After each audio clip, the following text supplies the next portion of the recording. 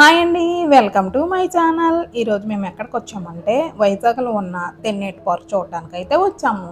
తెన్నేటి పార్క్ని ఉడా Tenneti park అని కూడా పిలుస్తారంట. ఇది విశాఖపట్నం నగరంలోని అర్బన్ పార్క్.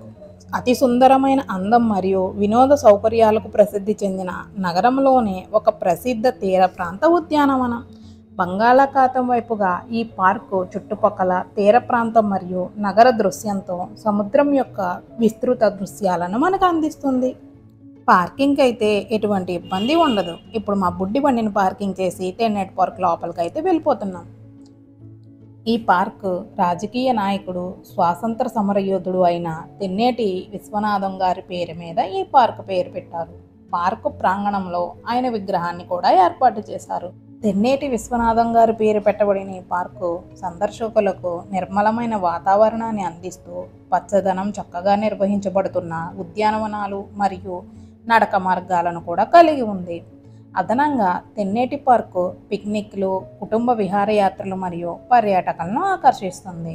ప్రశాంతమైన వాతావరణం మరియు ఆకర్షణీయమైన దృశ్యాలతో తెన్నేటి పార్కు వైజాగ్ తీర ప్రాంతం వెంబడి ప్రతిష్టాత్మకమైన రత్నంగా నిలుస్తుంది. ప్రకృతి వైభవం మధ్య సందర్శకులకు రిఫ్రెష్ అవడానికి అద్భుతమైన ప్రదేశంగా చెప్పవచ్చు. తెన్నేటి పార్కు వివిధ శైలులలో వివిధ చిత్రాల్లో ప్రదర్శించబడుతుంది. నగరంలో చిత్రీకరణ కోసం కోరుకునే గమ్యస్థానంగా గుర్తింపు పొందేందుకు దోహదపడుతుంది. సినిమా దృశ్యాల్లో దీన్ని చేర్చడం వలన పార్కు యొక్క సహజ శోభను ప్రదర్శించడమే కాకుండా వైజాగ్లో ఒక ప్రముఖ మైలురాయిగా దాని సాంస్కృతిక ప్రాముఖ్యతను కూడా హైలైట్ చేస్తుంది. ఇది నగరంలోనే తొలి పిల్లల పార్కు, పురాతన ఉద్యానవనంలో ఒకటి. నగరంలో పర్యాటకాన్ని పెంచడానికి ఈ పార్కులో LED స్క్రీన్ కూడా ఏర్పాటు చేశారు.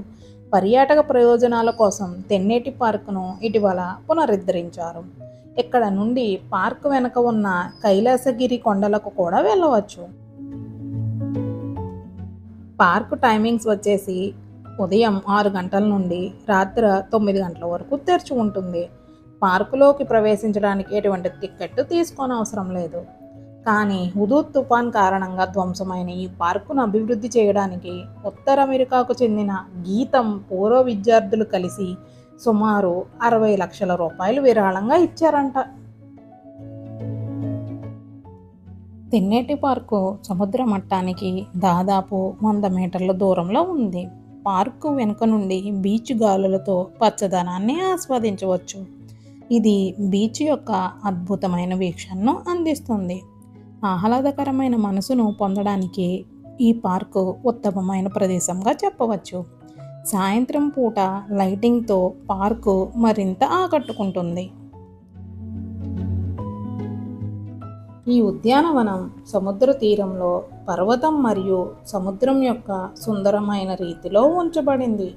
ఈ ప్రదేశం ప్రశాంతత మరియు ఆహ్లాదకరమైన వాతావరణాన్ని మనకు అందిస్తుంది. అల్లరి నరేష్ గారి మూవీ ఆ ఒక్కటి అడక్కు షూటింగ్ ఈ లొకేషన్లోనే జరిగింది. ఆ ఒక్క సినిమాయే కాదండి, ఇంకా చాలా మూవీ షూటింగ్స్ కూడా ఈ లొకేషన్లో తీశారు. తెన్నేటి పార్కు విశ్రాంతి తీసుకోవడానికి మరియు స్నేహితులు, కుటుంబ సభ్యులతో రాత్రి గడపడానికి ఒక అద్భుతమైన ప్రదేశంగా చెప్పవచ్చు. సముద్రం యొక్క పార్క్ మరియు బీచ్ యొక్క క్రిస్టల్ స్పష్టమైన జలాల నుండి దృశ్యం ఈ ప్రదేశానికి ఆకర్షణను జోడిస్తుంది. ఈ తరహాలో అద్భుతమైన కొండలు పార్కును అందంగా మార్చాయి మరియు ఫోటోగ్రాఫర్లు, టూరిస్టులు మరియు ప్రదేశ అందాలను ఆస్వాదించాలనుకునే వారికి ప్రతి ఒక్కరికి అద్భుతమైన ప్రదేశంగా చెప్పవచ్చు. ఇప్పుడు మనం బీచ్ మరియు బీచ్లో చిక్కుకుపోయిన వాడ దగ్గరికి వెళ్ళిపోదాం. ఈ వాడ బంగ్లాదేశ్ వ్యాపార నౌక MV మాలో పాల్గొన్న ఒక సముద్ర ఈవెంట్. ఇది తెన్నేటి పార్క్ బీచ్ వద్ద మునిగిపోయింది. ఈ సంఘటన అక్టోబర్ 2020లో నివార్ తుఫాన్ సమయంలో సంభవించిందంట. దీనివల్ల నౌక ఒడ్డున నిలిచిపోయింది. MV మా పొడవు 80 మీటర్లు. రీఫ్లోటింగ్లో సవాళ్లను కూడా ఎదుర్కొంది. వాడ యొక్క పరిస్థితిని అంచనా వేయడానికి మరియు వాడను మళ్ళీ రీప్లోడ్ చేయడానికి ఒక ప్రణాళికను రూపొందించడానికి ప్రయత్నాలు కూడా జరిగాయంట. అయితే ఈ ప్రయత్నాలు చేసినప్పటికీ వాడ ఇప్పటి వరకు ఇసుకలోనే చిక్కుకుపోయింది. ఒకవేళ ఈ ఓడ ఇసుకలో చిక్కుకోకుండా ఉంటే సందర్శకులకు ఉపయోగపడేలా ఓడ యొక్క ఓపెన్ డెక్ వేడుకలకు వేదికగా, ఇంకా లోపలి భాగంలో రెస్టారెంట్గా మరియు వివాహానికి, ఫోటోషూట్లు, చలనచిత్రాలకు ఉపయోగించేలా ప్లాన్ చేసేవారంట. నిజానికి ఈ వాడ ఇసుకలో చిక్కుకుపోకుండా ఉంటే మల్లీశ్వరి సినిమాలో వెంకటేష్ గారు బర్త్డే పార్టీకి వాడ దగ్గరికి వెళ్ళినప్పుడు ఆ వాడ ఎంత అద్భుతంగా ఉంటుందో అలా ఉండేదేమో ఈ వాడ కూడా అని మాకైతే అనిపిస్తుంది. మీలో ఎంతమందికి అలా అనిపిస్తుందో కామెంట్ బాక్స్లో కామెంట్ చేసేయండి. తెన్నేటి పార్క్ యొక్క అందాలన్నీ చూశారు కదా. ఇక పక్కనే దగ్గరలో ఉన్న మరో అద్భుతమైన పార్క్ లుంబిని పార్క్. ఇప్పుడు లుంబిని పార్క్ అందాలన్నీ మాతో పాటు మీరు కూడా చూసేద్దరు కానీ పదండి. విశాఖపట్నం సమీపంలో ఉన్న ఒక ప్రసిద్ధ ఉద్యానవనం లుంబిని పార్క్. ఇక స్థలం చుట్టూ అద్భుతమైన పరిసరాలతో విశ్రాంతి మరియు వినోద ప్రపంచాలను అందించడానికి మనకు హామీ ఇస్తుంది. ఈ పార్కు యొక్క ప్రధాన ఆకర్షణ మధ్యలో ఉంచబడిన అందమైన బుద్ధుని విగ్రహం. ఒకవైపు సముద్రం నుండి వచ్చే చల్లటి గాలి ప్రశాంతతను అందిస్తే, మరోవైపు పచ్చదనం మనల్ని ఆకర్షిస్తుంది.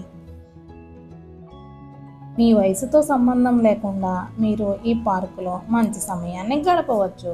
సరదాగా నిండిన రోజు కోసం మీ కుటుంబంతో కలిసి ఈ పార్కుని ఆస్వాదించవచ్చు. కొంత నాణ్యమైన సమయాన్ని గడపడానికి ఇది ఒక అద్భుతమైన ప్రదేశంగా చెప్పవచ్చు.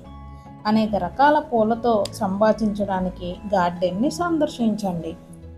ప్రీ వెడ్డింగ్, ఫోటోషూట్లు, రీల్స్కి అనువైన ప్రదేశంగా ఎంచుకోవచ్చు.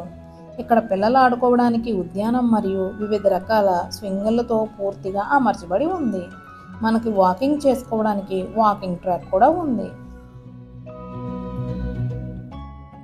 ఇక్కడ పిల్లలు ఆడుకోవడానికి పార్కు, అలాగే పెద్దవాళ్ళకు ఉపయోగపడేలాగా జిమ్ చేసుకోవాలి అనుకునే వాళ్ళకి పక్కనే వ్యాయామశాల కూడా ఉంది.